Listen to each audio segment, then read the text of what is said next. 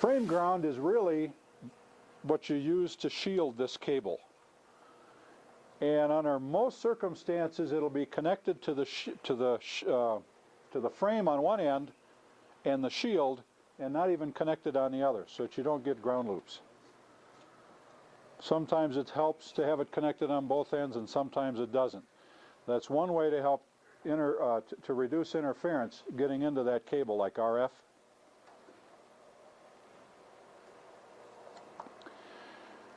Now this is the side that your terminal is on, your computer, or that cheap $10 terminal that you buy from the Swap Fest, from the Denver Radio Club's Swap Fest. And remember that sometimes it wants to see certain leads high, like it wants to see this signal clear to send coming back from this data communications equipment or your TNC. If you don't have that lead connected, there's an easy way for you to take care of it, and that's from data terminal ready, which is a high signal, and you can just put it back. Sometimes he also wants to see data carrier detect. So if you're typing on your TNC and you don't get anything, or you're typing on your terminal and you're not getting anything back from the TNC, one of the things that you may want to do is start connecting pin 20 over to pin 8, over to pin 6, which is data set ready, and also over to pin 5, which is clear to send. So you might want to bring all or any of those high positive voltage in order to get your terminal to start responding to the data coming in.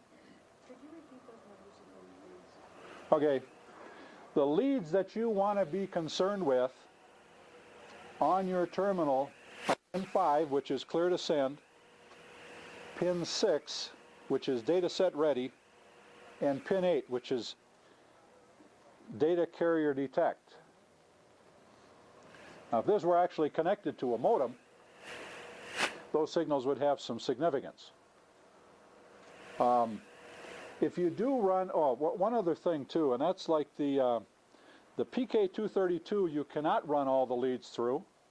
If you run all the leads through, you'll lock up your TNC, because there are some conflicting leads that the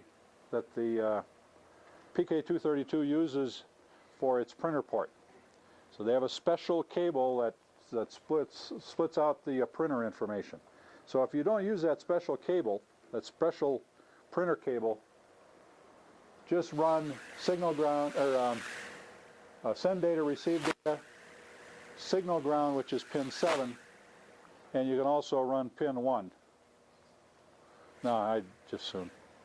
I'll wind up playing with it.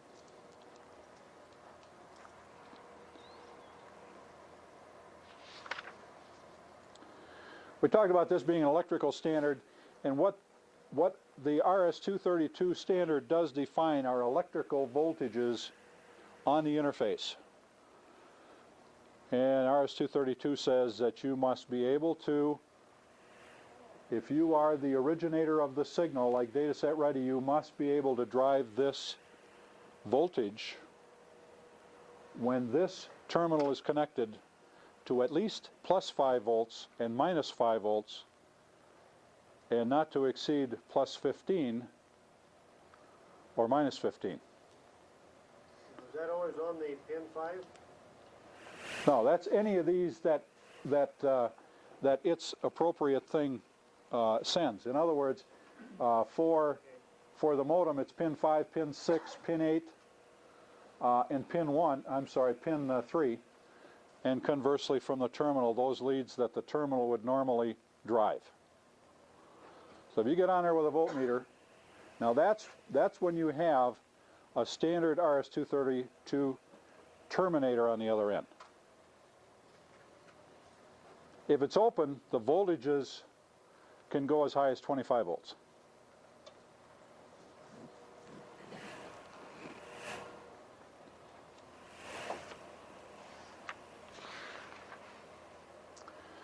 Any questions about the RS-32? Yes? One thing on that, you said that you have to have a high voltage on those three, at least those three, in order to begin transmitting data. Maybe and maybe not. You, My question was, are you referring to a continuously high voltage once you get started and then that stays on? You're talking about a space. no. Okay. No, I'm talking about a positive voltage may be required on 8, 6, and 5 of the terminal. You need to look and see. You know, you need to. In other words, that's one of the things to try if it doesn't work. Is to and one place you can find positive voltage usually is on pin 20. This indicates that the power is on and the terminal is in an on state and ready to go. So you can take and feed those back. And most of the time, it works where you can feed this voltage back to 8 and 6 and 5, all at the same time. You can also sometimes find a positive voltage on pin 4, which is request to send. So you need to kind of pick and choose. You need to kind of find out where you need to be.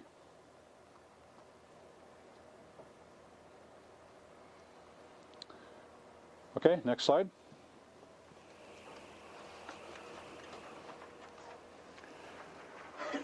Okay, we talked last week about the 3 types of frames. The unnumbered frame,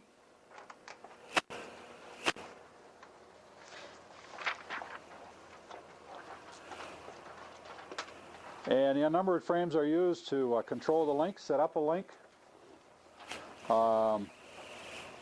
disconnect a link, report protocol errors, define status, and allow roundtables where you can have unnumbered information frames that everybody can get. Only problem with that is you need to also set yourself into some sort of a condition where you can receive everything. The supervisory frames, this is how we keep the link going. This is how we can control the frame flow from one end to the other.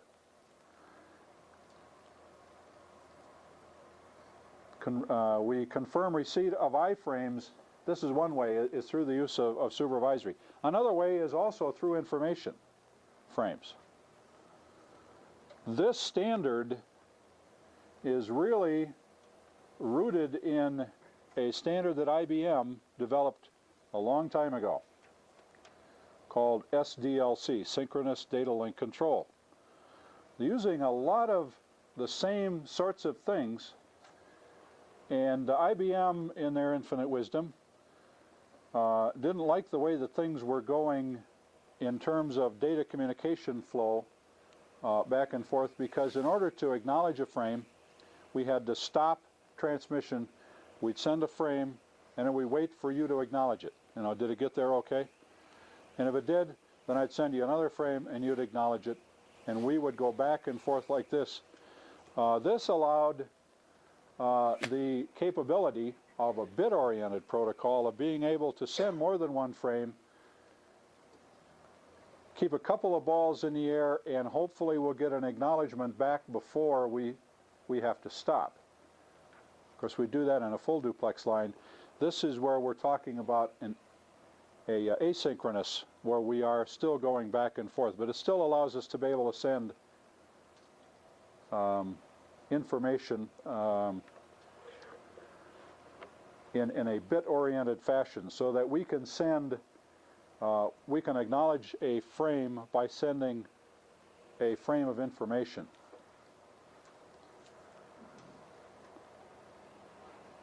Okay, let's look at these unnumbered frames. Any questions? We're going to get into each of these types as we go along. Next slide.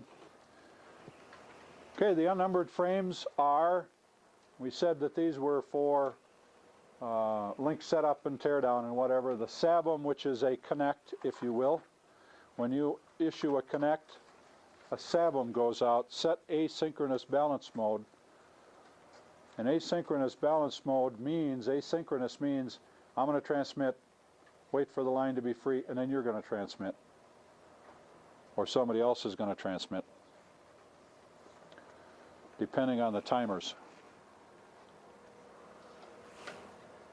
The disconnect, which is just that, it disconnects a connection. An unnumbered acknowledgement is what you send if you want to accept somebody's connection, you want to accept somebody's SABM.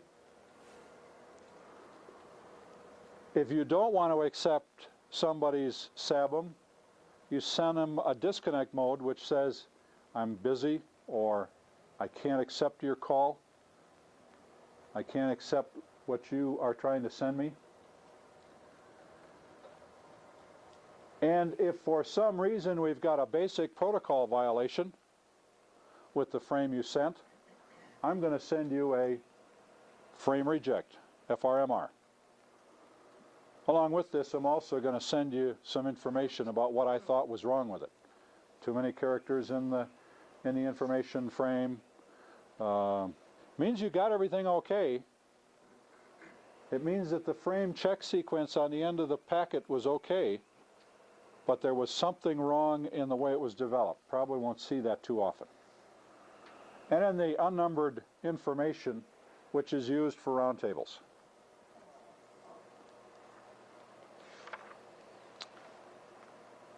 Any questions? Yes? Those designators are actually what appear on the screen, correct? Yes. Yeah, you'll see something exactly like that, close to it.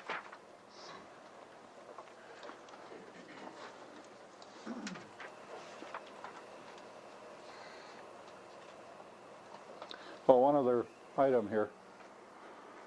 The UA is not only used just to acknowledge a SABM, it's also used to acknowledge a disconnect.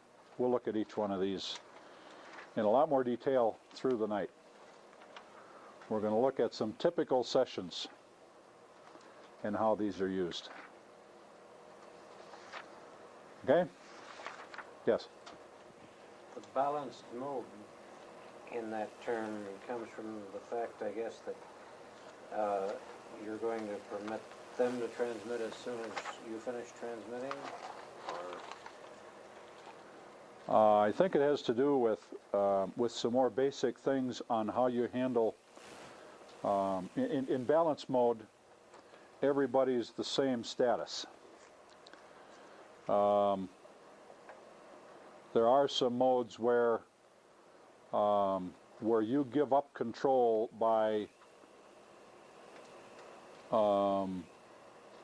where once you've gained control, you have control over the link until you give up that control through the use of P-bits. Balance mode means, yeah, if I can send, I can gain control of the link. I can send unsolicited if I need to. Where an unbalanced mode means you're going to have one person in charge of that link until he gives up charge of it. You see a lot of that in real full-blown X.25. You'll see non-balanced. But in here, you can take charge if the circuit's idle. If you need to. I mean, if your TNC needs a response for something, then you can come up and transmit the appropriate supervisory controls. Okay, let's look at the next one. Any other questions on the previous slide? Okay, let's look at the supervisory frames. We're going to look at these in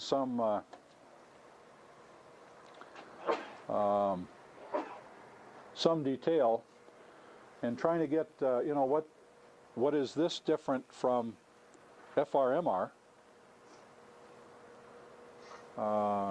and this is different. It gives some different information. But we have a receiver ready, which means just that. The receiver's ready. We can use it to say receiver ready, or we can say receiver ready. In other words, it can be a command or a response, depending on just exactly when it's sent. Receiver not ready can also be, is one of those that can be either way. Can be a response, which it usually is, indicates that your station is there, it's functioning, but for some reason I just can't receive right now. Got your frame okay, got your request, but I'm not ready to receive, like a full buffer.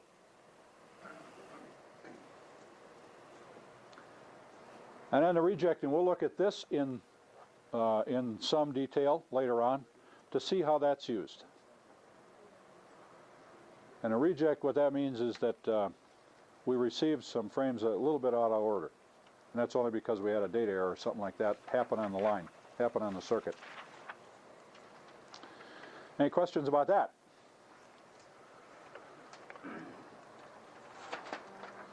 Okay? Yeah. Oh, Why, what would be the difference between using a UA and an RR? In other words, if somebody sends a SABM, would that be the same as saying receiver ready question? no.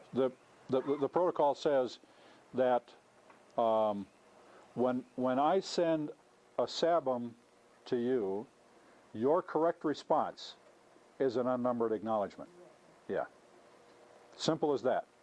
The protocol says that is the appropriate response to a SABM. So that's Or, setting things up.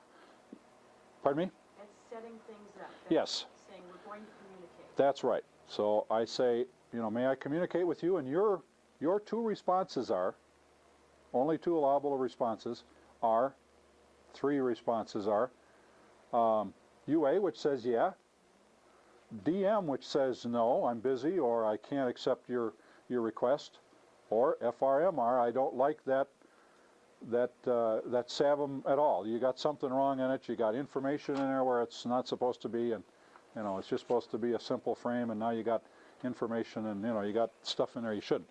So those are the three responses that you can send to me, and that's what the protocol says. A protocol is just a set of rules. So what we're trying to do here is we're trying to learn the set of rules and a lot of the ins and outs, because these are the rules that that are governed by everything, and by looking at the rules and being able to decipher the rules and see where the rules are not necessarily broken, but by analyzing the protocol, by analyzing these frames going back and forth, it can tell you a lot about what's happening or problems that are happening on the service. Now remember, now we're sharing a circuit. We're time sharing a circuit with a whole bunch of people. That's one good thing about Packet. It's difficult to time share like on a repeater, except you go around, you go around robin. But you get some people that don't want to time share so easily, so well.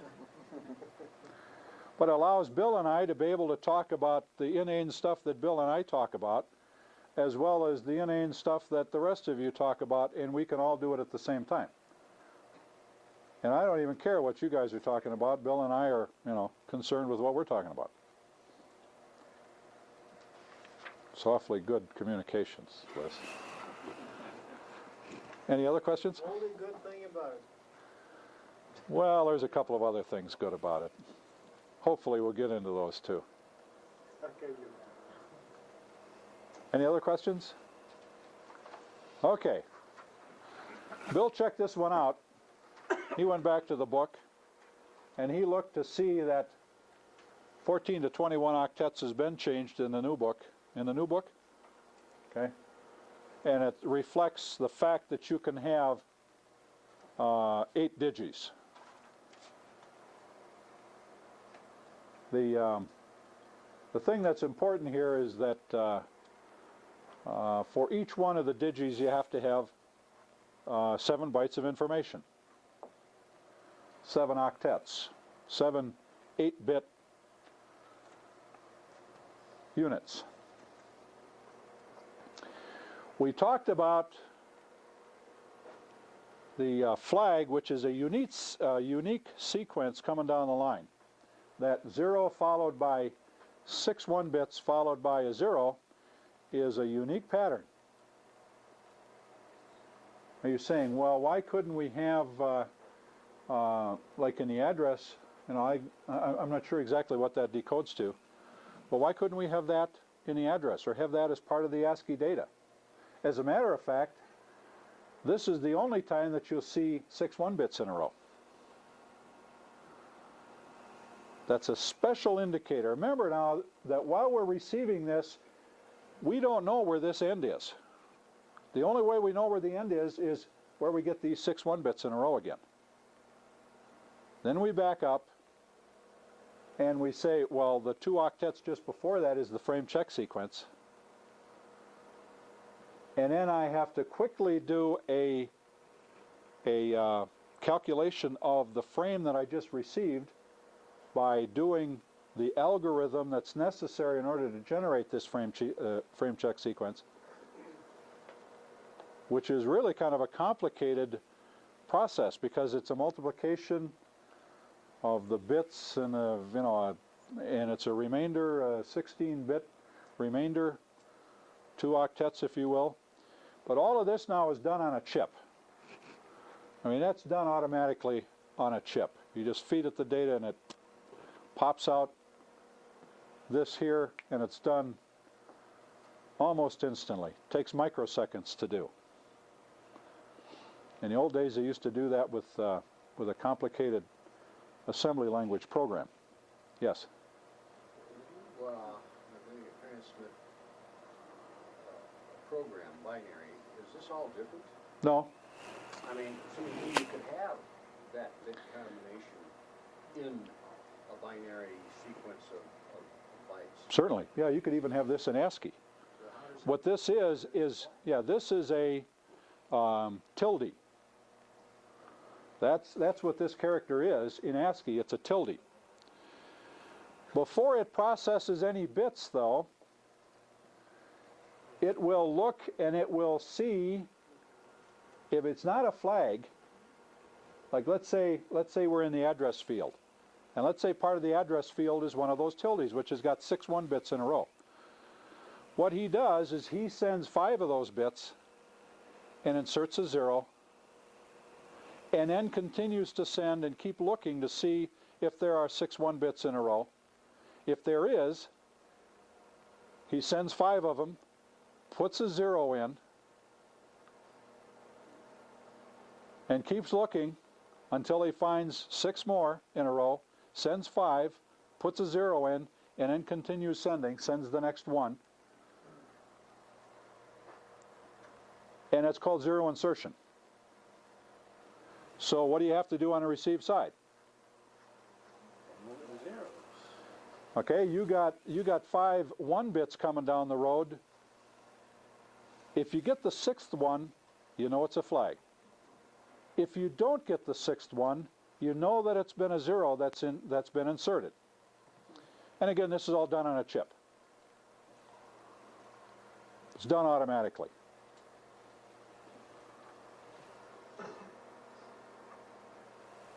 So that's how you can send binary data. That's how you can send, like let's say you had, in the information frame, let's say you want to send 8 1 bits in a row. You send 5, insert a 0, send the next 3.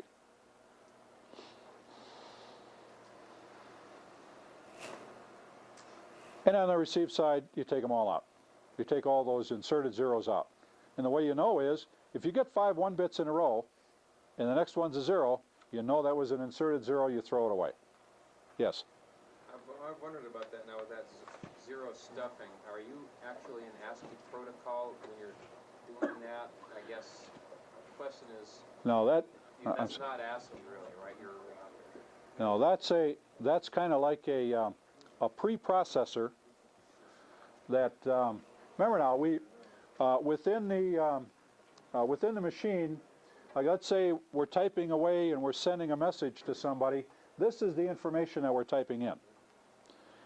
And when you hit the return key, or this is now as full as it can get, he packages this. And what he does is he puts in the address, puts in the control, puts in the frame check sequence to match all of this, and then he sends a flag, and then he begins sending bits, doing the 0 insertion, followed by a flag at the end. There's a number of ways of doing it. You can set all this up and then go in with a little program to look and see where you got 6 1-bits in a row and move things around so that you can insert. So there's any number of ways of doing it. But usually on the transmitter chip itself that generates the flag, it will also does the 0 insertion. It's all part of a standard chipset. The same chipset that does the frame check sequence also is part of that 0 insertion, 0 deletion. Yes? A probably unimportant question. No question is The unimportant. next frame, do you have a flag information, flag, or is it? This can be the ending of this one and the beginning of the next one. Yeah. So you don't need 2 flags? No. No, as long as we got this delimiter, this can tell us this is the ending of this one, this is the beginning of this one. Yeah, you don't have to have a flag at the beginning and the end. This could be the ending flag of the previous frame, if you're sending your frames one right after the other. It's all part of IBM's scheme to make data communications flow better. So this Marvel chip they've got only does the 0 insertion and deletion after it's seen a flag. That must somehow set the thing internally to start 0 inserting. Now, 0 insertion is part of the transmission scheme. In other words, the rules say, the protocol says that I can't send 6 1-bits in a row unless I want it to be this flag. Okay?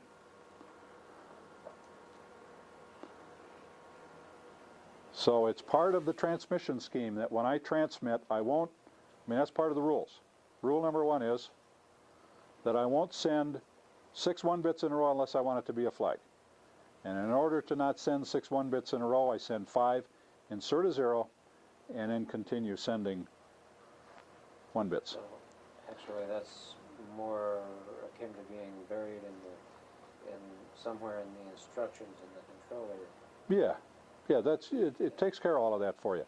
This is just a sidelight so that you know what some of the complexities are of that TNC. It's not a trivial task, not a trivial machine. It's a real computer. Just as another sidelight, if you send 5 1-bits in a row and the next one happens to be a 0, you still insert a 0. It will do that. Yes. Yeah, it does that whether you want it to or not. Can't turn it off, can't turn it on, it's there.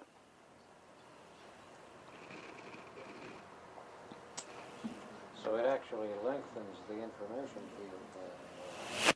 By a few bits, yeah. Depending on how many patterns you have of 5 bits or more. Yeah, so the frame, yeah, if you're in the habit of sending frames with lots of 1-bits in a row, your frames are going to be a little longer. PID stands for what? That is the packet ID bit. This is generally not used by a TNC. These are generally used by nodes to do. Remember we talked about nodes that had the capability of being able to do automatic routing. In order to do automatic routing, I need to send my routing table from me to all the people that can hear me so they know who I can hear. So that if somebody on their node wants to get a hold of somebody that I hear over here, that node over there needs to know how to get from here to there. And what he'd do is he'd send that information, and if you've ever had your TNC turned on, and you get all this racket, but don't see anything happening, maybe all you see is a receiver ready, and you wonder, boy, that's the longest receiver ready I've ever heard in my life. It could be one of two things. Could be TCP/IP, which is another protocol, high-level protocol, or it could be nodes sending out their node list. One of the two things. But then your TNC generally is not set up to monitor when that PID bit is set. Anything I'm forgetting here, Bill? Probably adding a lot more than was there, right? Any other questions? You're making this easy for me by asking these questions. Probably something that I should have prefaced before. There are no inappropriate or stupid questions, because a question that you ask is probably a question that a guy like myself, I'm not very vocal in a class usually, and I sit there and I just wait for things to go along, and if nobody asks the question, it never gets answered as far as I'm concerned. But the people that ask the questions really, if there's some confusion in your mind, there's probably confusion elsewhere. So. You said packet ID bits, but wouldn't it take more than just a bit to identify a... What do you know about PID, Bill? It's basically just one bit. And anytime your TNC is sending information, it's at a 0. If a node that you're connected to hears that frame and sees the bit at 0, ignores it. If you have a TNC where you have firmware set up in it to act as a node, like DNet and NetROM that we're going to get into here very soon, or as Joe mentioned, you have two nodes that want to exchange routing information, they set that one bit to a 1. And when the node brings that in, he says, uh-oh, that is information for me. This is housekeeping, network housekeeping information. So therefore, I have to look at it and do something with it. So your TNC will always have that at a 0 to indicate that it's what's called level 2. It's you talking to a node or talking to another ham. But if it's a 1, then it's the network device talking to another network device. That's how they distinguish the information fields. What's user information and what's network information. That answer the question? I'm not sure I heard the whole. Yeah, that was. But it's just a single bit to designate who the information is for. Yeah, the question was, is that really one bit? And the answer is yes. Yes. Yeah, maybe I'm too hung up on the 0 insertion, but I wonder if you could tell me how it knows not to stuff a 0 in a flag. Oh, because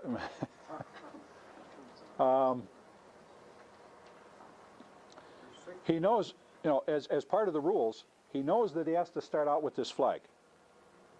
I can see at the start. It's at the end I've got a problem. Okay, after he's run all of these bits down here, he knows he has to have a trailing flag. It's just part of the rules. And this is generally part of the signaling that's outside of the 0 insertion, so to speak. So it can kind of recognizes those trailing bits somehow, and then it knows that means there's a flag coming, I guess, right? Well, Yeah, how would it distinguish those 6 ones from 6 ones someplace else before? But remember now, we're gonna insert a 0 before we get to 6 1 bits. Yeah, I realize that, but how does it, how does it know when to stop inserting zeros? I mean, how does it know that it's at the flag and say, okay, now it's all right to send 6 ones? When we set up this frame to begin with, it's a finite width. And when we run out of information, when we've run out of the frame check sequence, we know we have to send a flag.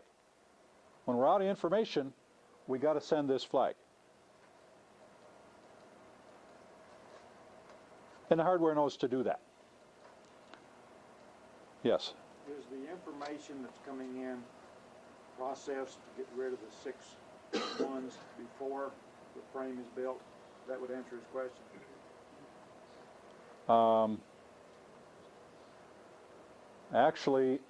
Actually, remember now, this is coming in this direction. So this is the first thing that you see.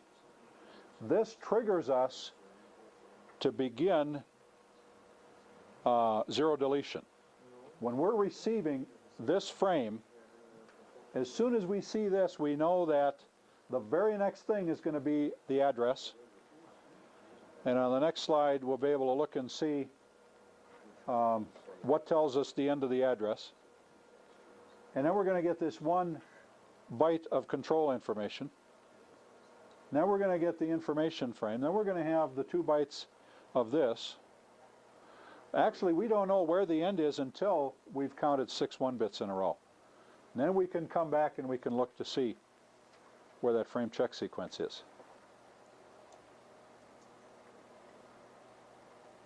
After we've taken it entirely into our buffer. Yes, Woody? So if you send out 2 packets, you have your first flag, and then you send out your packet. Yes. Your trailing flag, and then immediately you'll have another flag for your next packet. If you send out 2 packets side by side, do you have 2 flags side by side? In other words, you have start and end. You can. Start and end. You can, but you don't have to. This can be the ending flag and the beginning all in one flag. Okay, You so don't. Flag, flag, flag, flag. Yeah. You don't get pairs of them. No, you don't. No, you don't have to. Packets. Okay. An interesting sidelight here is if you should happen to get 7 1-bits in a row, that's an abort signal. That says throw away everything that you received.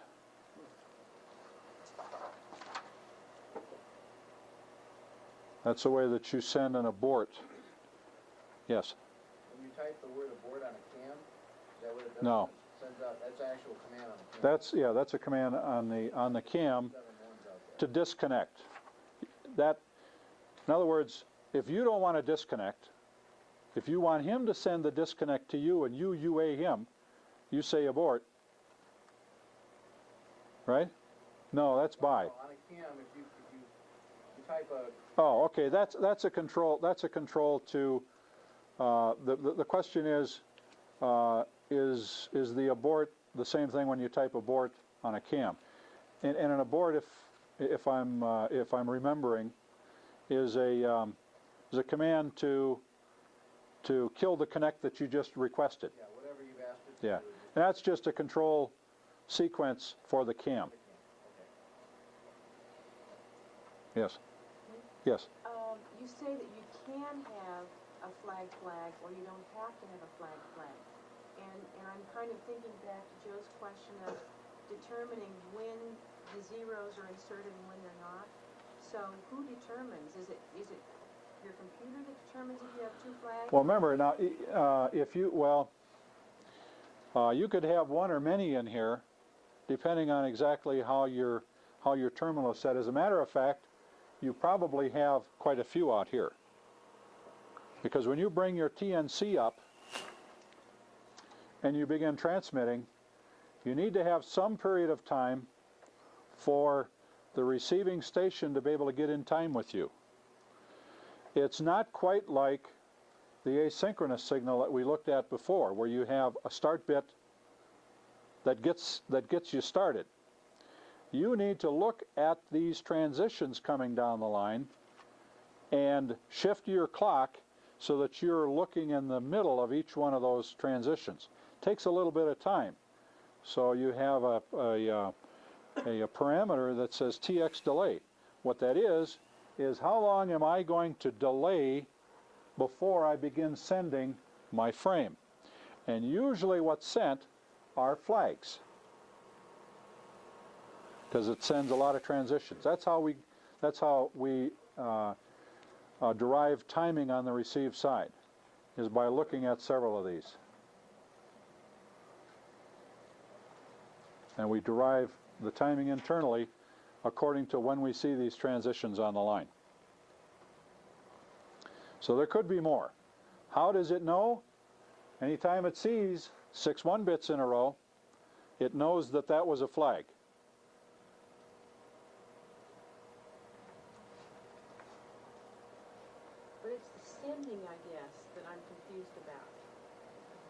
it, because sometimes you're inserting the zeros, and sometimes you're not. Yeah, the only time you're not is when it's a flag. When it's a flag. Yeah. Okay. And So you know, your hardware knows when it's going to send a flag. Okay, I guess that's my That's question. in the Yeah. TNC, not in the terminal, right? Oh yeah, that's in the TNC. That's all done for you. Okay. Yeah, you don't have to worry about it while you're typing. That's all done automatically. Would my TNC always send 2 flags, or always send 1 flag, in terms of between the frames? Would it be consistent? Probably would be. Yeah, it's written in the software.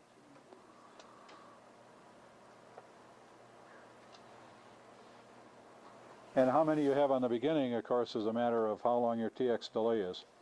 Sometimes you hear people bring up carrier, and you hear kind of a constant pattern for a long time before you get the data.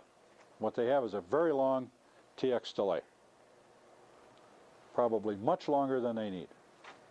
And those are some of the things that we're going to, talk about. So you're good citizens on the packet, because remember, you're sharing it, time sharing it with a whole bunch of other people. You don't want to hog the frequency. Yes. I think Bill mentioned a parameter called max frame, which you could set.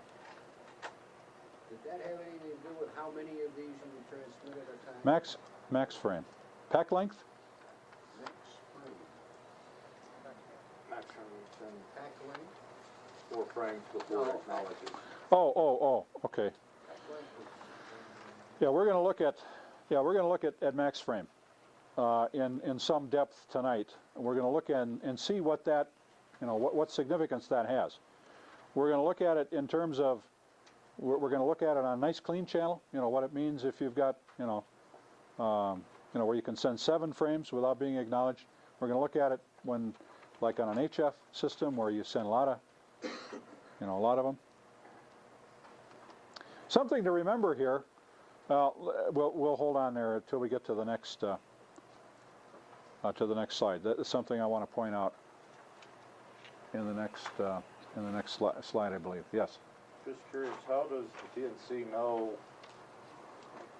say on a multi-connect, when the address field is through Okay. and that octet is coming in? Perfect timing. Are there any other questions? Let's go to the next slide. He knows that we're at the end.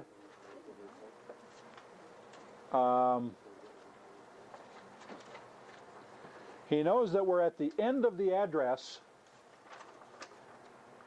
by having a 1-bit in the most significant place.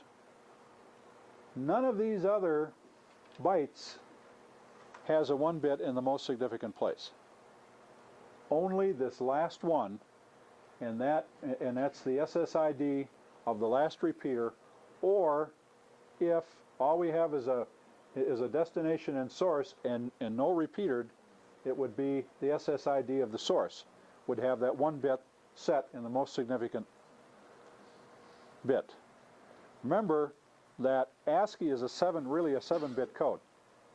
You talked about parity.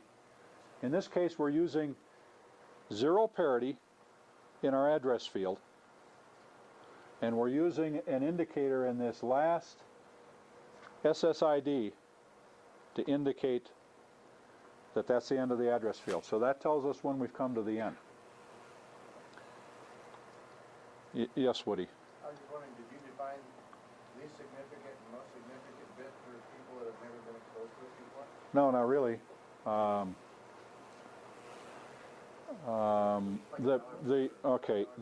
The least significant bit is the first one sent online, but they're gathered into 8-bit increments and stored as 8-bit bytes after the zeros have been deleted, and they're put into storage. Okay? Least significant, most significant only has to do with when it was received online. So this is the first bit that would come down the line in the address field. Now we said we could have a destination, a source, and up to 8 repeated by. Now remember, every repeater that you put in here, you've got another 7 bytes of information. So that makes the frame longer. And also, because it's longer, means that it's possibly more susceptible to error.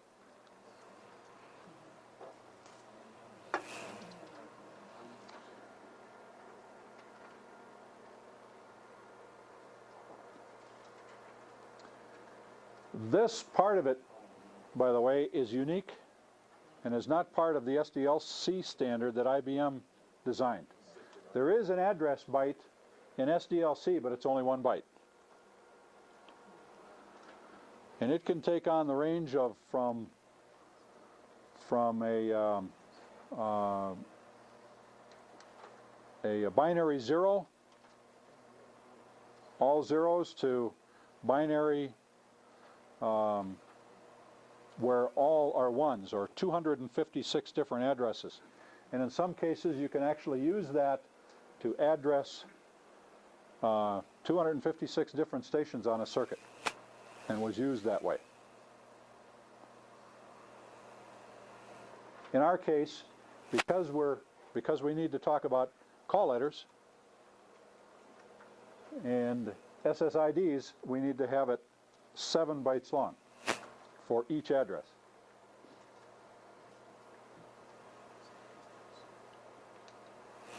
Okay? Any other questions?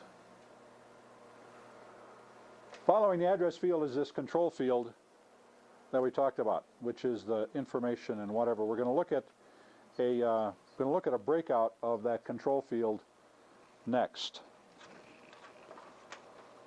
Is it appropriate to break right around 8? It's a good place to stop and get started on brand new information. So we've been just reviewing. On Packet, the other day, Woody was sitting on 10 meters, I was sitting on 20 meters. We were both running our stations remotely, so we couldn't change the dial. Well, you're not supposed to put that in there. So we couldn't run home and change the dials. We're on lunch, of course. And we were about a mile apart physically. So we set up a link from 10 meters to California, San Mateo, then crossed over to 145.01, went down to San Jose, to Mount Umunum, south of San Jose, crossed over to 144.96, went down to the east side of San Jose, connected to K6MGM, another gateway, came out on 20 meters and connected to me.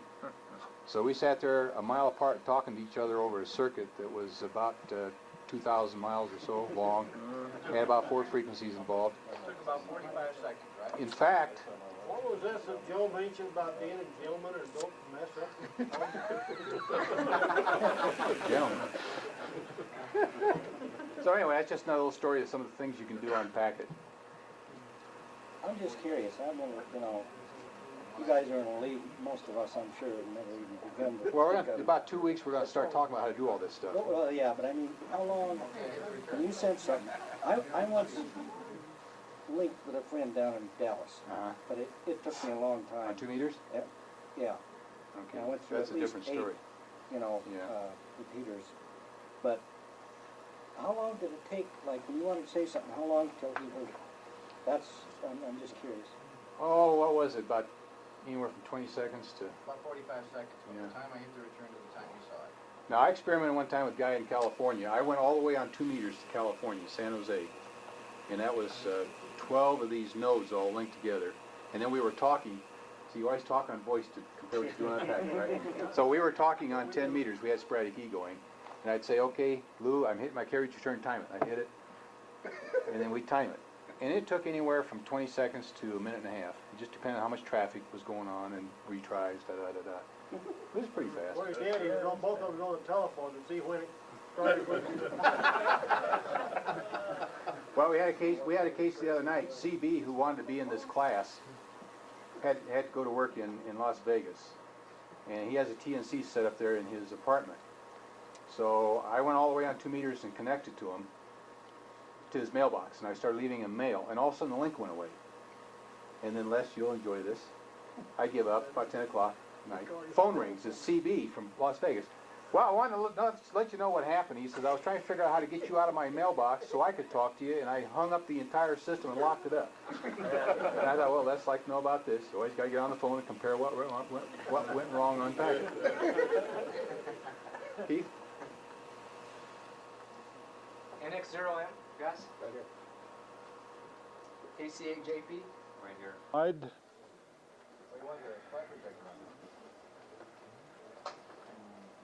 there we go.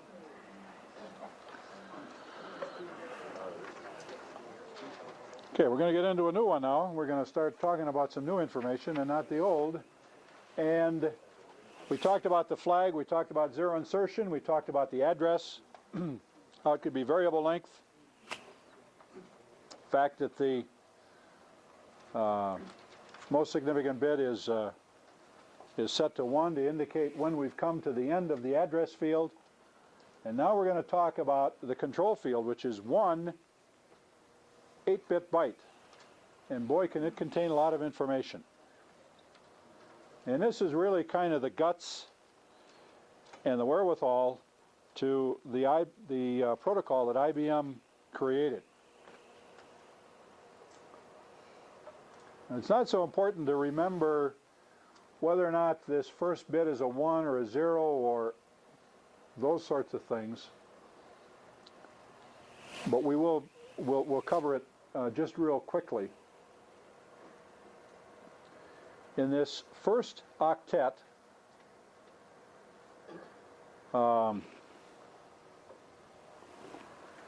Bill, these are laid out most significant, least significant? No, it's the other way, right? This is the least significant bit? Do you remember? I don't have my glasses on, I can't see it. You're right, Joe. This is least significant? Yeah. It's been a while since I've looked at these bits. I looked at this slide and I thought I had it pretty well down. Okay, so this is the first one that's transmitted online down here, and these out here are the ones that are transmitted last online. At any rate, if when you're sending an information frame, if this contains information, you indicate that by sending an information frame. As part of the information frame, the middle bit, kind of the middle, almost the middle bit, since there's no middle in an even number, right? Is something called a P or F bit, and that whether it's a P bit or an F bit is just a matter of what you call it. But a P bit would be used for a command of sorts. You'll notice that an iframe is a command. So here's some information. And whether or not I set this bit or not is determine whether or not I require you to respond to me or not.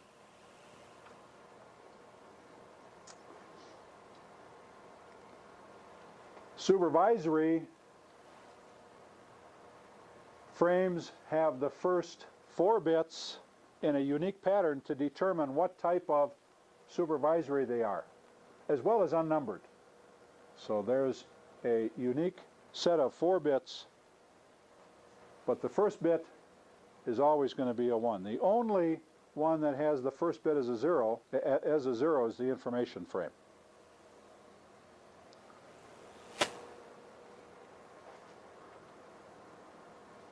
What does P and F stand for? Poll and final. What's that? Poll, P-O-L-L, and final.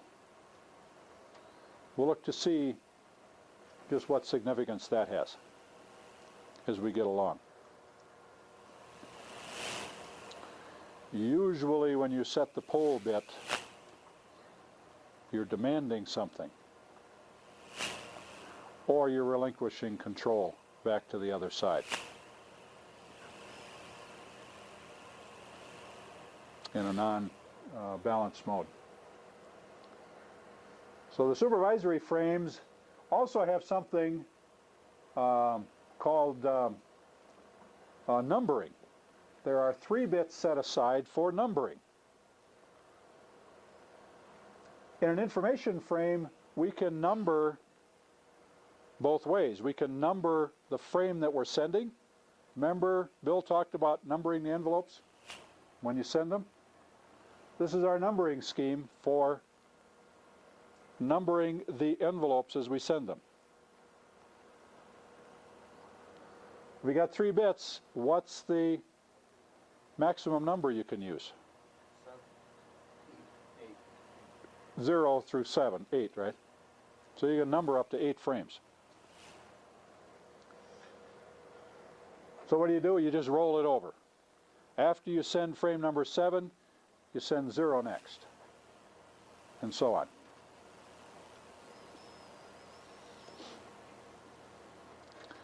But this protocol allows you to be able to send up to 7 of them without getting an acknowledgement. So you can number 7, and then you have to stop at that point and get an acknowledgement. So this has to do with max frame. How many are we going to allow here to send? We'll look at this further on down the line in some detail. What do we got? Somebody connecting to us? Joe, I left the monitor on. Oh, okay.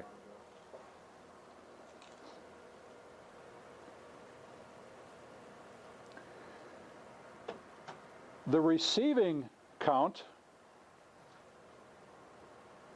tells the other end about where we think his send is. It's a way of being able to say or acknowledge frames, is by incrementing the receive. You'll notice that the supervisory frames also have the capability of being able to send to the other end a number indicating where he thinks his send should be, which envelope he's expecting next. And that's what this stands for. The NS stands for next send, and NR stands for next received.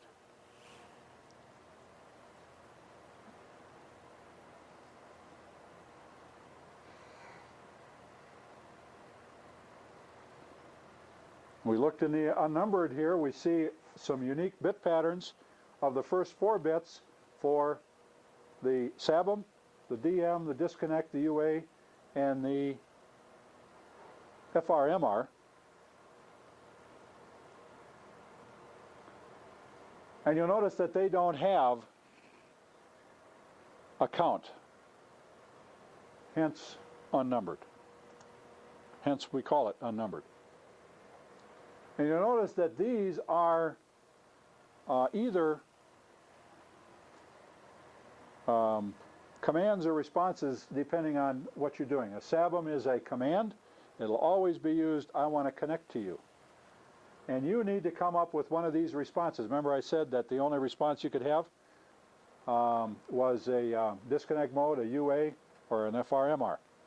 If my SABM wasn't configured properly, you might send me an FRMR.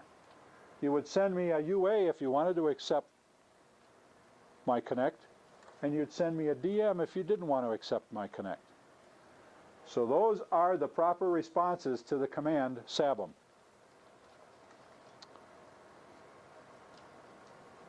When somebody sends you a disconnect, you've only got one choice. Well, you got 2 choices, just like I said. You can go unnumbered, which acknowledges the fact that you want to disconnect, or you send an FRMR if there's something drastically wrong with the protocol of the frame. A SABM does not have information. If your TNC for some reason went nuts and started putting information in here, you might send an FRMR saying, that's completely wrong. Not supposed to have information in there. I don't know what that is.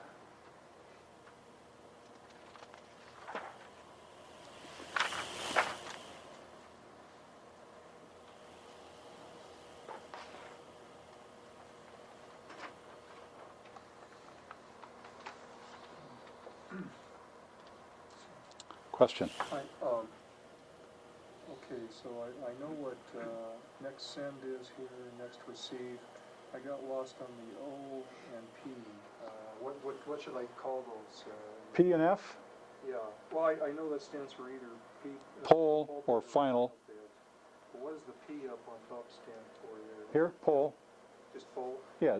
In other words, a command, we call that bit the P bit. Okay. And that's why, because a receiver ready can be either a command or a response. And then to your left, This one here? or O. Well, is that, no, that's a 0, indicating the first bit Okay. is going to be a 0 on an information frame. That's what makes it unique. Oh, okay, I see. We're in the information. I get it. Yeah, all. see, this is an information frame. So this frame would have information. As it turns out, so would this unnumbered, I'm sorry. We don't have the UI on here. Any other question? Yes. You may have said this, P is a 0 and F's a 1 or vice versa? No. If the question is a P is a 1 and a F is a 0, whatever. If you want to say in your information frame, if you want to say that this is a poll, and we'll look at this as we go on some of these other frames. If this is going to be your last frame, you're going to elicit a response by setting the poll bit to 1. So you're saying, I'm going to poll you, I'm going to send this, and now I want you to respond to this because this is all I've got for you for right now. Or I've hit max frame. So here we go, and I'm going to issue a command saying I want you to respond. So that's how I'll do it. If I'm sending 3 frames in a row, the first 2 frames usually will contain a 0. Although they could contain a 1. As long as I still got the circuit, you can't send, as long as you hear me. But normally, the first 2 frames are going to contain zeros, and the last one that you send is going to contain a 1, which says, I positively want you to respond. I want you to tell me how you got my frames. Did you get them? You know. Did you get all of them? Did you miss one? You know, so on and so forth. And you can tell me that information by responding with a receiver ready. You could also respond, because you can tell me what you received, you could send me an iframe back if you had one sitting there waiting. That's part of IBM's scheme to make the data communications channel a little bit more efficient. In the good old days, you had to send an acknowledgement, which was like half a dozen characters. Now you can send it in 3 bits, tagged along an information frame going back the other way.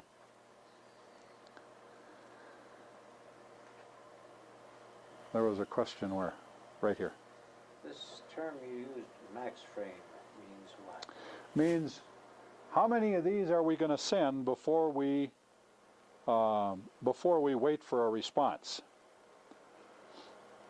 What's the maximum number of frames that we're going to send before we get a response? Now, we know what the maximum allowable in the protocol is.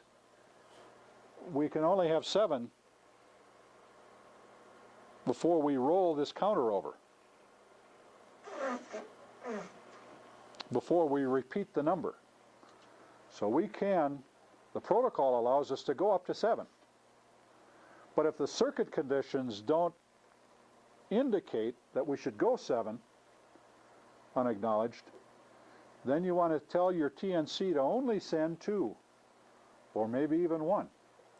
Wait for a response after each one. All part of learning all the ins and outs so that you're a good citizen and so that you can get your data communication through, so you can get your packets through. On VHF, you set your packet size pretty large, and you set max frames a lot of times to 7. Because the channel is very good, less chance of an error. And for general communications, that works pretty well. What about on a busy channel when you got a lot of people vying for the circuit? Maybe you ought to run fewer frames. 30. Run 30 what? So when you get it, you can keep it. TCP/IP does that for us.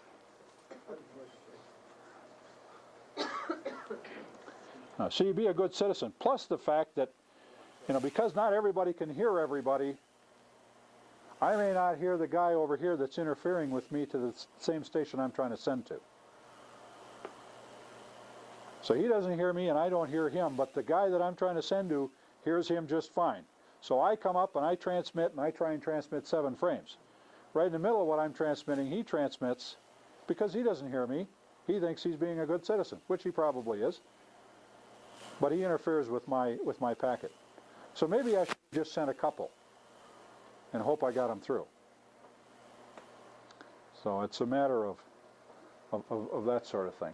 Protocol does allow you to go up to 7, but that doesn't mean you have to always use it. Information frame can have 128 bytes.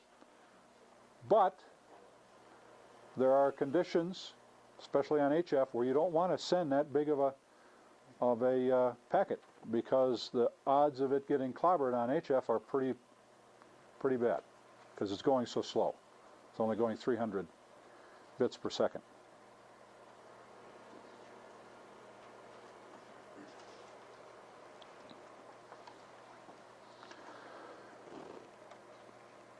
When the connection is made, when a SABM is sent, part of the things that are done when you do a set asynchronous balance mode is to take these counters and set them to 0, so that we start out from scratch. So we're always going to start out with our counters sitting at 0.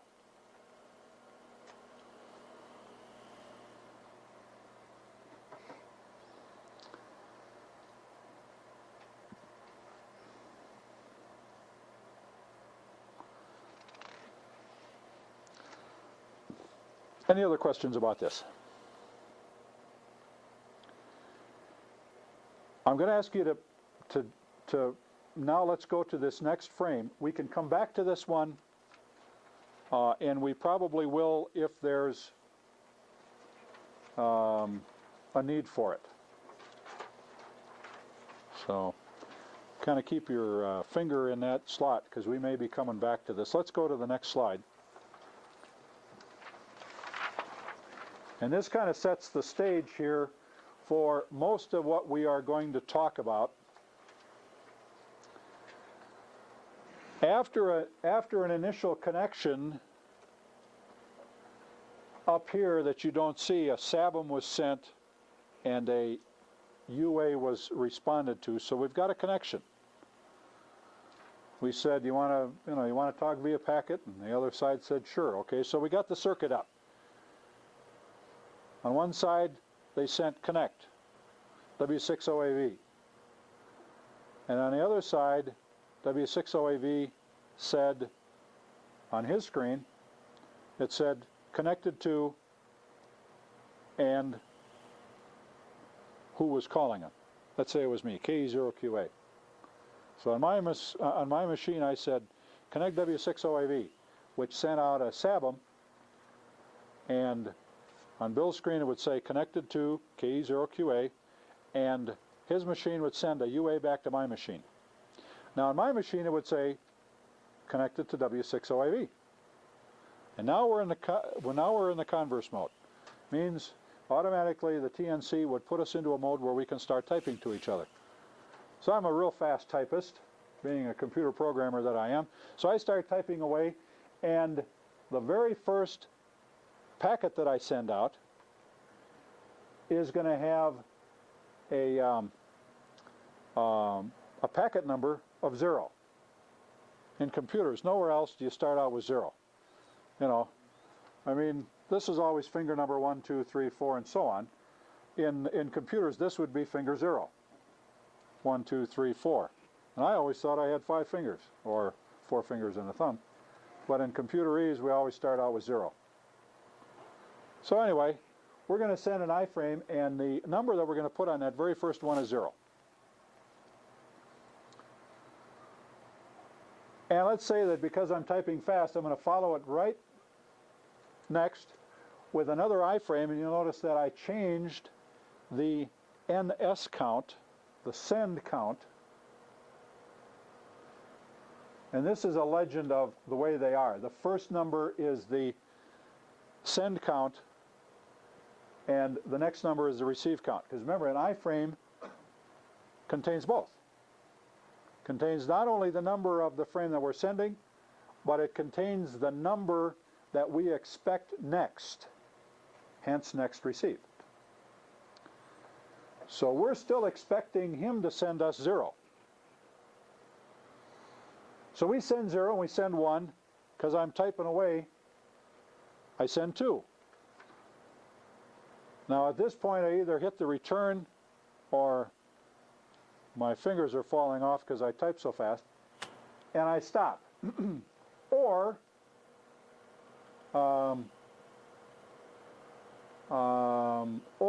we've set max frame to 3. It says DTE must receive a response before I3 can be sent. So apparently max frame is sent to is set to 3. So we can only send 3 frames without an acknowledgement. So once we send these 3 frames, this side, because Bill is a little slower on the trigger than I am, he didn't have anything typed to send back to me, so he's going to send back a receiver ready. And on his receiver ready, he's going to say, I got your 0, I got your 1, I got your 2, and I'm expecting number 3 from you next. That's how I acknowledge that I received 0, 1, 2, 0, 1, and 2, is by saying, I'm expecting you to send me 3 next. That's the same thing as saying, I got your 1, your 0, 1, and 2.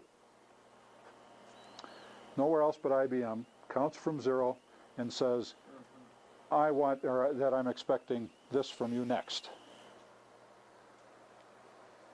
There's probably a good reason. I haven't figured it out yet.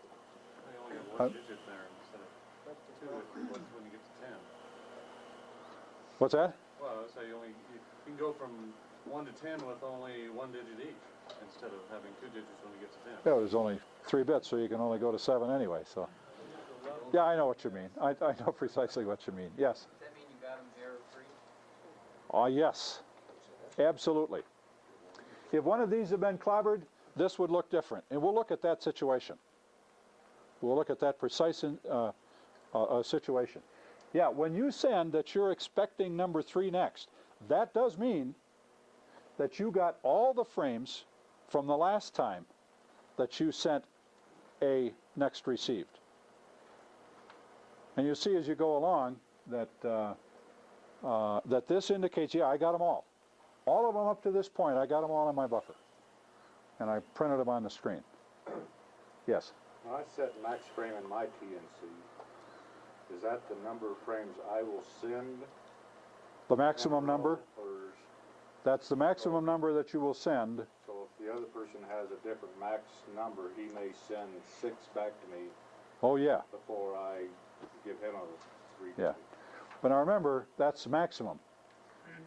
You have to be a pretty quick typer. You have to be lightning fast. Or if you're a bulletin board or something like that where you have a lot of information coming out, then you get into the, into the max frames.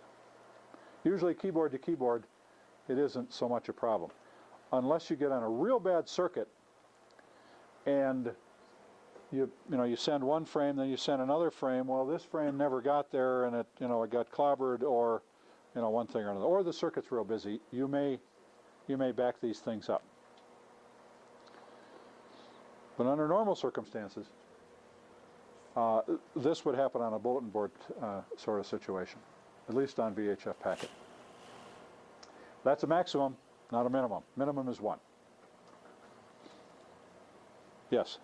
Yeah, up at the top, we were talking about 2 stations. Now it looks like a terminal talking to modem, or I mean, Yeah. let's see, why do we have that? Why is that, Bill? These are actually 2 different stations talking to each other. That's certainly not a DTE and a DC. No, not really. Okay.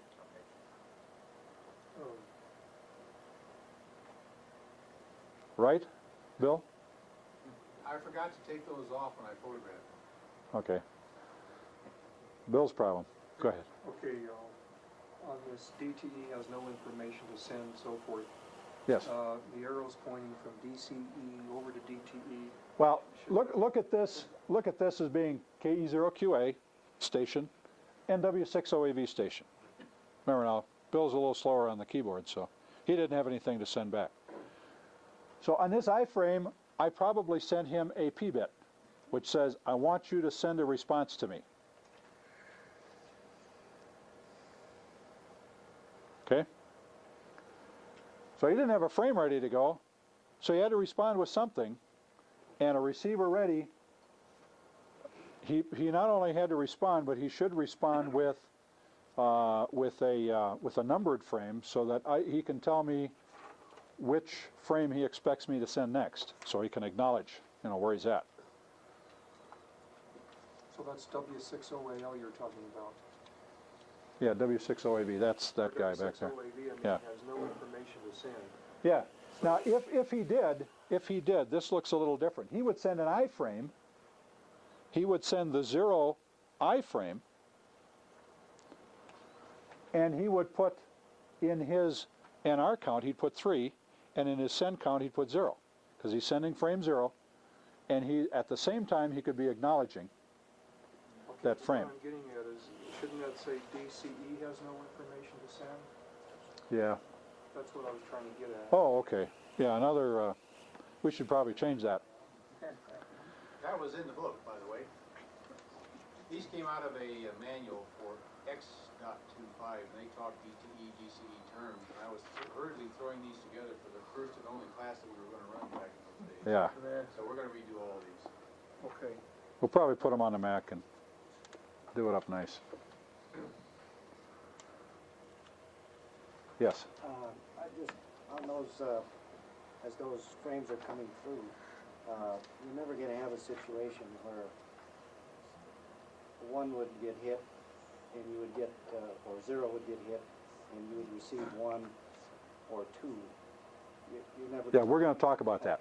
Yeah, you betcha. Any and all of that's possible, right? Any of those frames could get clobbered. Absolutely. Something to remember, when a frame gets clobbered, the frame check sequence is not going to match the information that we received. And if the frame check sequence doesn't match, we throw the frame away. Even if it's got our call on the front. We throw it away because we don't even know if the call is correct. We don't know what information is clobbered. Yes, where was it? Effectively, that receiver ready 3 is the acknowledgement. Yes. We refer to the act. Yes. Remember now, on a receiver ready, and we can go back to that chart, but on a receiver ready, he gives us the NR count, the next received count, and what he puts in that count is a binary 3 in those 3 bits. So he puts a binary 3 in there to indicate that we're expecting number 3 next, and that's saying, yeah, I got 0, 1, and 2, and I'm expecting 3 next. Yes. Now, with that, with the acknowledgement, how long would it be then before you send another receiver ready if Bill is still slower than he's supposed to be? And excuse me, Bill, I got to agitate you a little bit. But His comments were so boring, I fell asleep at the keyboard. well, that's one way to put it. Then you will send out another receiver ready at some point. Won't you? You mean if I didn't get this? If Bill didn't respond to you with receiver ready, if he did not come back with information 3, Oh, yeah. Or at some point you would tell him again, wake up. oh yeah, absolutely. Let's say it got clobbered. What do I do then? I didn't receive it. the frame check sequence on this didn't come through, so for all intents and purposes, Bill didn't send it. At least I didn't receive it. So what do I do here? I got to do something, because I sent him 3 frames. I'd like to know if you got them. Come on, tell me. Because I said, tell me when I sent this iframe, tell me, I'm done sending now, tell me what you got. And we'll cover those scenarios of what happens when the data channel doesn't work too well. Right now we're looking, what we're trying to get used to right now is how we go back and forth and how we handle this numbering scheme.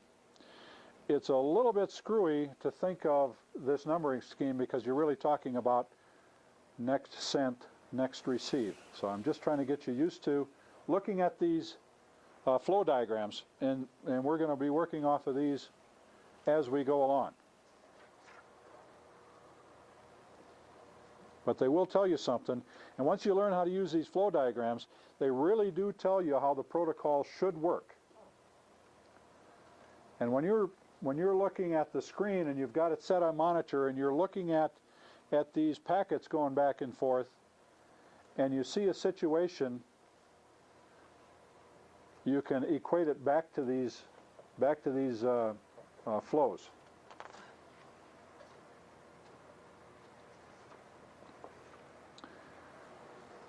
So, Bill responded with a receiver ready, and we'll assume that I got it.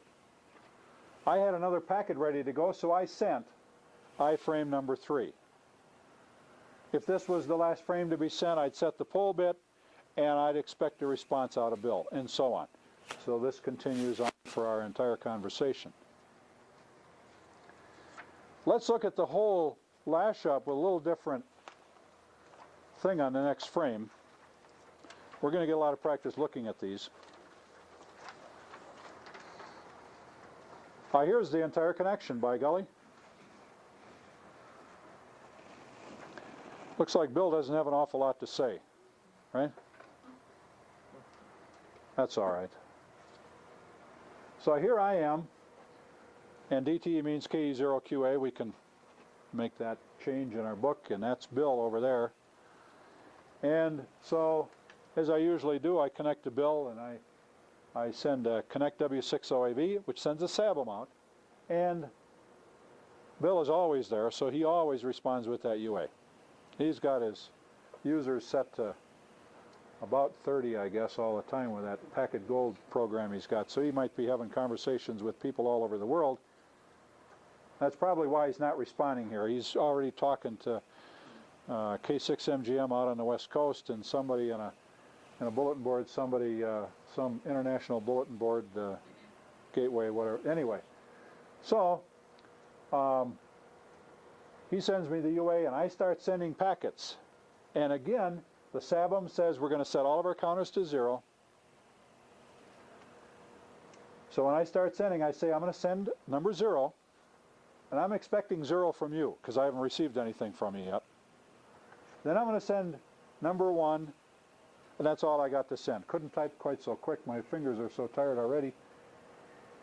And on this packet here, I set the P bit to 1, saying I want a response. Bill says, by golly, I got your 0 and 1, because I'm expecting you to send number 2 next.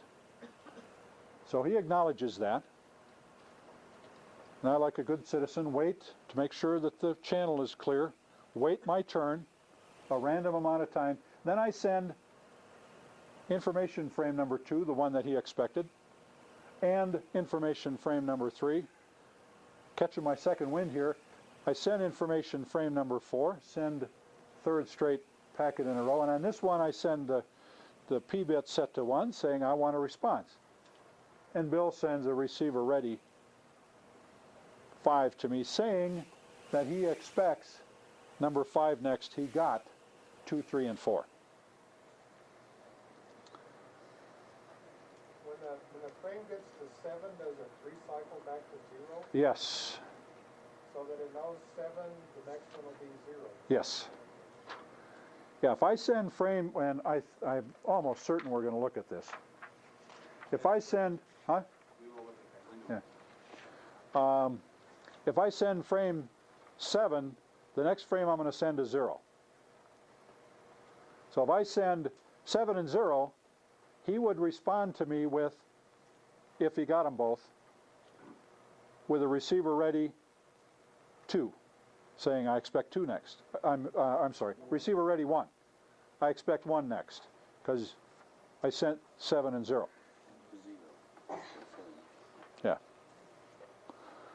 The same thing here, if I sent 0 and stopped, Bill would respond with, receiver ready 1. I'm expecting 1 next. I got your 0, now send me 1. That's what I'm expecting next. Yes? You're being a good citizen and you're waiting. You said a random amount of time. Yeah, that's all part of the algorithm of the TNC. What parameter is that, Bill? The random wait persist? Wait for response before you... No. Wait for the circuit to be idle. Oh, okay. There's several. One is called persist and slot time. It's a very complicated thing. And each TNC that has these bases that time on a random number so that you don't have everybody waiting for 2 seconds and all coming at the same time. Okay. When I say I'm being a good citizen, the TNC is being the good citizen. I can set that lower if I want to be a bad citizen, but if you want to be a good citizen, you set it for the recommended, or actually all you need to do is look at the default in the TNC, and that's the number that's generally recommended, usually. Don't want to touch it. Just leave it the way it is. And then everybody's got the same, everybody runs that same algorithm, and so sometimes you'll be a little bit behind, but you're being a good citizen. You're letting other people timeshare the circuit. Yes? Now, in this case, you said the P-bit was set to 4. I don't know if you ever said it. That's a command, I guess, you give from your terminal somehow, or is that... No. The TNC handles that for you. He knows when you start sending these frames, if you've got consecutive frames to send, usually. If he doesn't, let's say he set the P-bit to 1 here, and while he was sending this frame out, he realized he had another frame to send. He just continues sending as long as he doesn't reach his max frame, and set this to a 1. Remember, when you got the circuit, you got it. And you continue, you can continue sending. So it's no big shakes if you put an extra 1 bit in there. So, I'm trying to think now in terms of what that means from the computer talking to the TNC. It means that maybe the bits, or the number of frames coming up might be more than the TNC thinks it is, and all of a sudden it gets more dumped on it from the computer. Could be. But it doesn't matter, I guess, from what you're saying. Yeah, it doesn't really matter. The TNC is going to handle putting in these P-bits. I mean, that's part of the protocol that the TNC handles for you. Yeah, you don't need to say, well, I'm going to set the P-bit to 1, and does that automatically for you. We want you to know about this, however. You can look at these channels, and we'll look at some of these broken out also in the back there. If your max frame was set to 3, it'll set the P-bit after 3 frames. If you did a carriage return, would that set it after less frames if you type less data? Yeah, probably. Yeah. Yeah, if that's the only frame you got. In other words, if you typed and you hit the carriage return, that automatically sets up the frame. Puts the flag in the front, works on the address, puts the address in, the control, the frame check sequence at the end, does all the 0 insertion for you and all of that kind of stuff, and then ships that frame out. And if that's the only one that the TNC knows about now, he probably would set the P-bit to 1. If all of a sudden he had another one to go, and if he can get it done quick enough, maybe he'd send the second one right after it with the P-bit set to 1.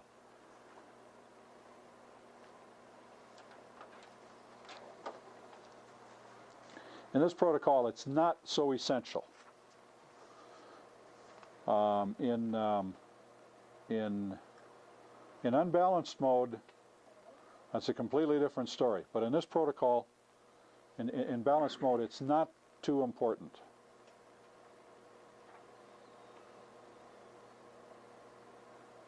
Yes. This is probably a little bit off the subject, but this makes me wonder on, I'm not really in Packet yet, but I've noticed when I see people working it, sometimes when they type a long string, in other words, they get a word wrap or carrier return on their screen, it looks to me like you get the same thing at the other end. In other words, that person at the other end sees that carrier return, or is that really just a matter strictly of the hardware, the computer hardware? In other words, is a TNC sending a return without having the operator hit a return? No. Okay.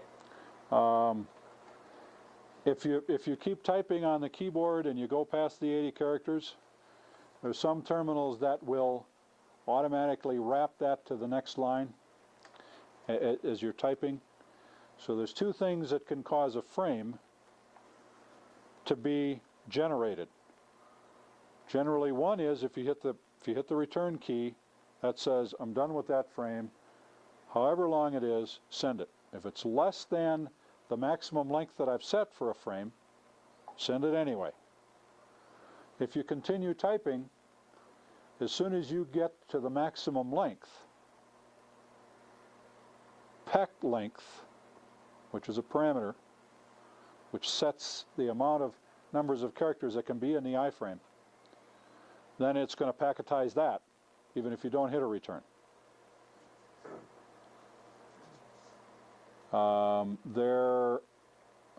Okay, well, does that answer your question? Yeah, so pack length is what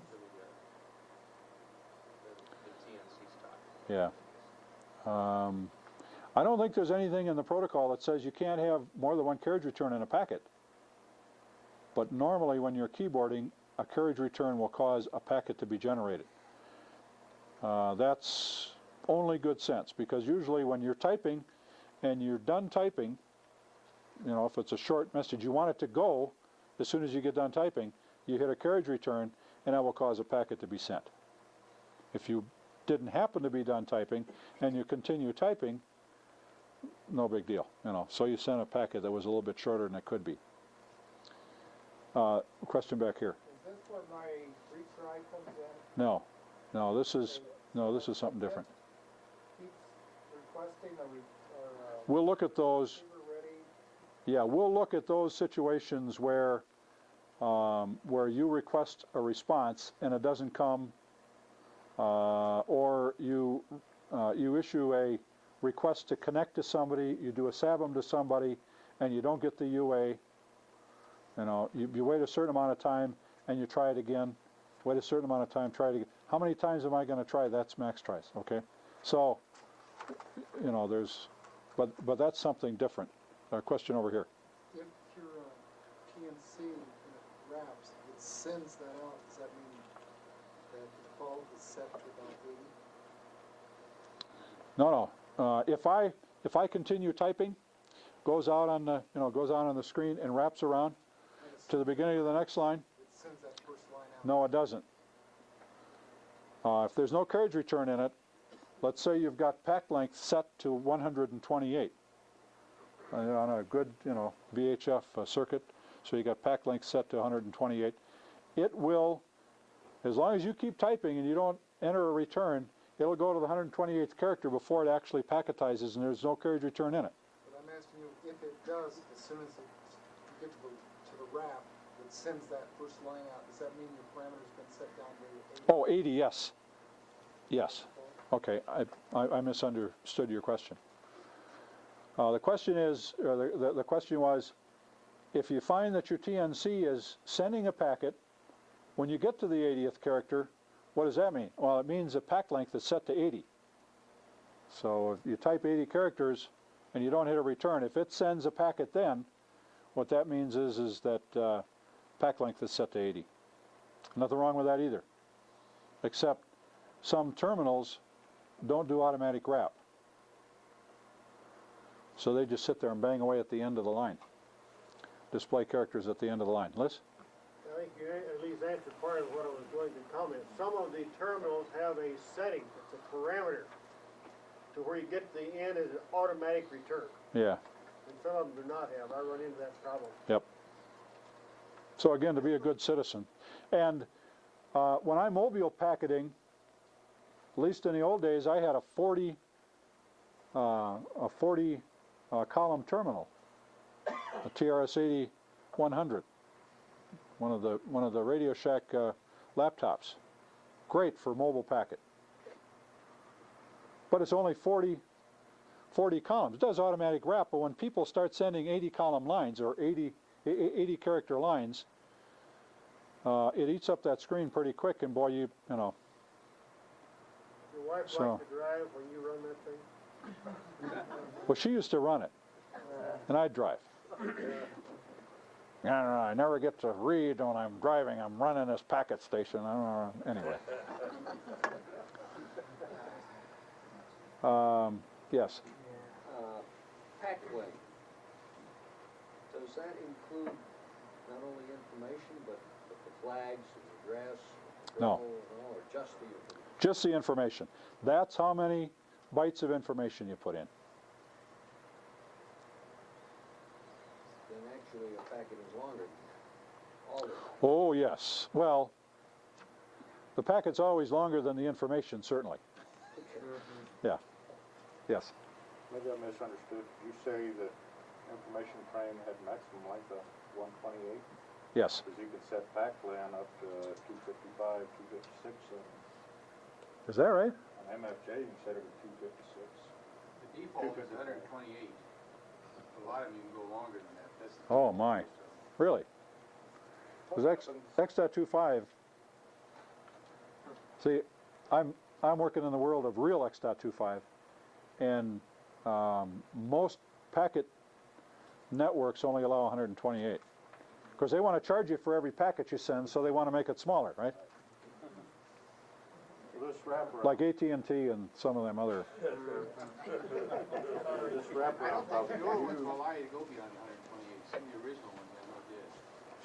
Yeah, that's kind of a understanding, general understanding about packet length is. I didn't know you could go 256. If you have a wraparound problem, can't you also set auto line feed and carriage return? Some do, some don't. Some do, some don't. Yeah, depends on your TNC. Yeah. Jim says you have it on the MFJ. Set auto line feed and carriage return on. Yeah. I think Okay. 232 has that too. Yeah, I never use it. Yeah. As fast as I type, I still put in carriage returns.